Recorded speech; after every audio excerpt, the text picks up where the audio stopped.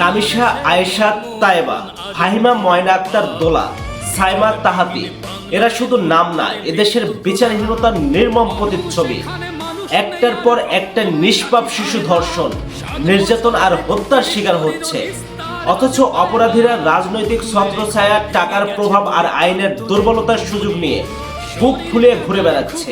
এভাবে হারিয়ে যাচ্ছে অসংখ্য রামিসা, আর আমরা সীমাবদ্ধ থাকছি শুধু স্ট্যাটাস, প্রতিবাদ আর মানববন্ধনে। মনে রাখতে হবে, বিচারহীনতাই অপরাধের সবচেয়ে বড় সাহস। ধর্ষণ, হত্যা, নির্যাতন কিংবা সব ধরনের সহিংসতার বিরুদ্ধে দ্রুত, কঠোর ও নিরপেক্ষ বিচার নিশ্চিত করতে হবে। আজ আমরা যদি নীরব থাকি, তাহলে আগামীকাল আবার কোনো মায়ের কোল খালি হবে, আবার কোনো নিষ্পাপ শিশুর নাম যোগ হবে এই তালিকায়। আমরা সকল ভুক্তভোগী শিশুদের ন্যায় বিচার চাই। অপরাধীর পরিচয় নয়, অপরাধের বিচার হোক। ধন্যবাদ সবাইকে।